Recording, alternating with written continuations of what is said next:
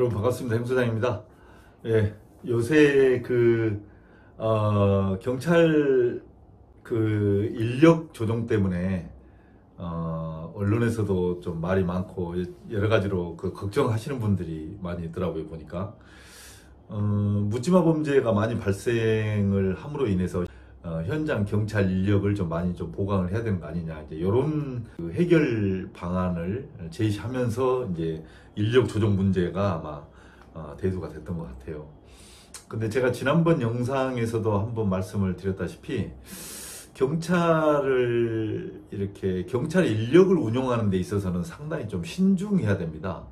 왜냐하면 경찰의 인력 운용이나 치안 정책을 어떤 정치적인 이슈에 의해서 또 정치적인 목적 달성을 위해서 이렇게 막 흔드는 거, 이거는 굉장히 위험하거든요. 이게 잘못하면 이게, 왜냐하면 직접적인 피해가 이게 국민들한테 가기 때문에 굉장히 조심해야 됩니다.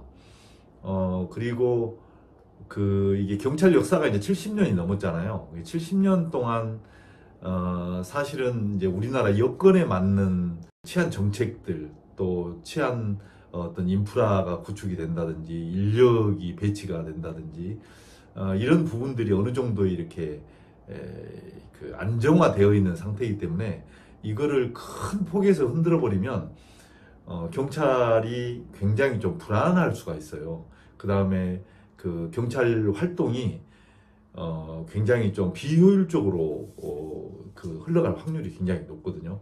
그래서 경찰 인력 운용에 있어서는 굉장히 좀 신중해야 될 필요가 있겠다 싶은 생각이 들어요.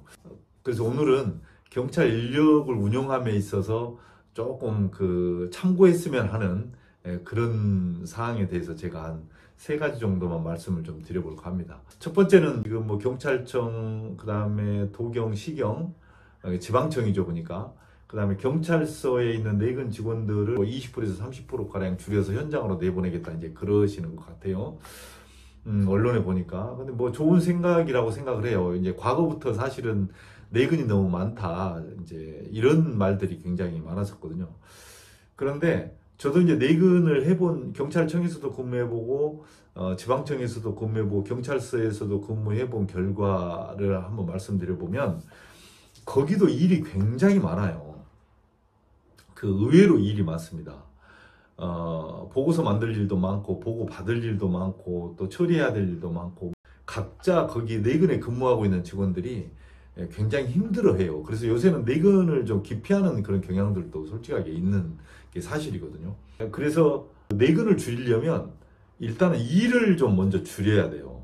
그런데 제가 생각하기에 아마 몇십 년 동안 경찰이 쭉 나름대로 내근의 운영 시스템이라는 게 있는데, 그 시스템을 어느 날 갑자기 확 바꿔가지고 일을 줄인다는 게 쉽지가 않을 거예요. 그러니까 일을 줄여서 사람을 줄여야 되는데, 이제 일은 줄이지 않고 사람만 줄인다, 이렇게 되면 내근의 운영 시스템이 굉장히 좀 아마 빡빡하게 돌아가서 또 다른 실수를 야기할 수 있어요. 보고 체계가 좀 무너진다든지, 치안 정책을 수립하는 체계가 무너진다든지, 아마 이렇게 될 가능성이 굉장히 높거든요. 그리고 나름대로 경찰청이든 지방청이든 경찰서든 치안 정책들을 만들어내고 그거를 시행을 하고 또 관리 감독을 하고, 이제 이런 시스템들로 운영이 되잖아요. 근데 이 체계가 무너질 가능성이 있어요. 그렇게 돼버리면 현장은 잘 이렇게 예방 활동이나 이런 것이 잘 될지 모르겠지만, 큰 틀에서 어떤 치안 활동을 하는 데 있어서는 또 다른 문제점을 발생할 수가 있다.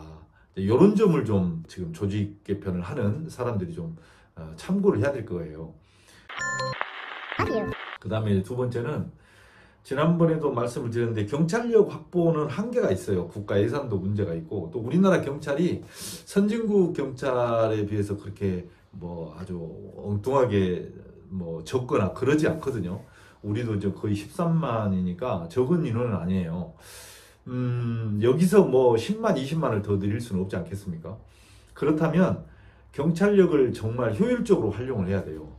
그래서 이제 오래전부터 사실은 제가 경찰청에 있을 때도 그런 논의가 있었는데, 수익자 부담 원칙이 적용을 한번 요번 기회에 시켜보는 것도 어떨까 싶은 생각이 들어요. 예를 들자면 국가에서 하는 행사나 이런 것에 대해서는 경찰력이 당연히 동원이 돼야 되겠죠. 그렇지만 기업이라든지 어떤 사설 단체라든지 이런 데서 하는 큰 행사라든지 큰 어떤 뭐 모임이라든지 이런 것들에 대해서는 경비 인력을 의무적으로 고용하도록 하는, 우리가 지금 이제 집회 시위를 하면 안전요원을 의무적으로 배치를 하도록 그렇게 되어 있잖아요.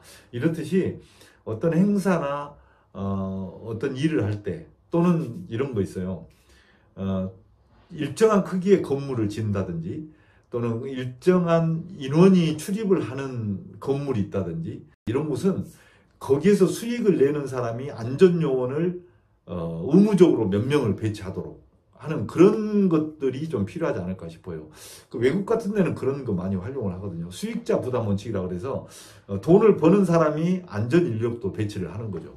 예를 들자면 백화점 같은 데가 그 사람들이 많이 모이잖아요. 그 백화점 내에 일정한 인원, 지금 물론 그 경비 인력이 있기는 있어요. 근데 지금 그런 인원 가지고는 좀 부족하고, 실질적으로 순찰을 적극적으로 하고 또 무슨 문제가 있으면 적극 대응할 수 있는 안전 인력을 좀 대폭 배치하는, 그 다음에 교통요원도 배치하고, 이제 이런 것들이 좀 필요하거든요.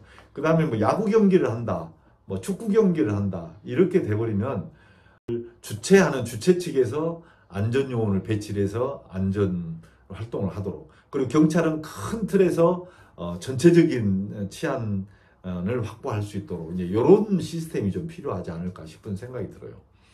그리고 이제 세 번째는 제가 지난번 영상에도 말씀드렸는데, 그 치안 협력 단체들이 많이 있어요. 그 자율방범대라든지 뭐 해병전후회라든지, 또는 이제 그 기업들도 있지 않습니까? 경호경비업체, 이런 업체들도 많이 있거든요. 이런 그 협력 단체들을 적극적으로 활용을 해야 돼요. 이분들에 대한 어느 정도의 예산도 좀 지원을 하고, 그 다음에 교육도 시켜주고, 이렇게 해서 이런 분들이 그 치안 활동에 개입을 해서 경찰의 보조 역할을 할 수 있도록 이렇게 해야 되지 않을까 싶은 생각이 들어요. 요번에 어쨌든 경찰 인력을 지금 대폭 조정을 해서 현장으로 지금 내보낸다고들 하는데, 8월 달에 작업을 해서 9월 달에 내린다고 하니까 이제 짧은 시간 동안에 연구를 해서 내리는 거잖아요.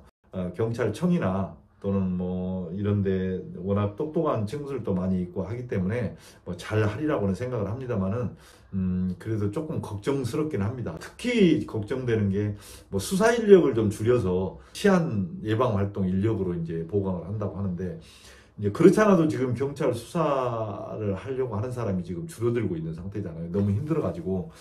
그리고 또 베테랑 수사 인력들도 지금 많이 그 자리를 지금 떠나고 있는 그런 상태인데 좀 우려스러워요.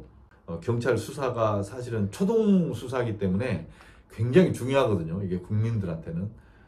처음에 어떻게 그 조사를 하느냐에 따라서 나중에 이제 법정에서도 그것이 굉장히 큰 그 논란거리가 될 수 있기 때문에 이게 초동 수사가 중요하니까 사실은 수사 베테랑들이 현장에 좀 많이 있어줘야 되거든요. 근데 수사 인력을 줄여서 뭐 예방 활동 인력으로 돌리고 그런 상황에서 지금도 수사가 힘들다고 해서 많이들 안 가려고 하고 이렇게 서로 순환해서 가는 정도인데, 앞으로 좀 이렇게 되면 더욱더 좀 큰 걱정이 좀 앞서기도 합니다.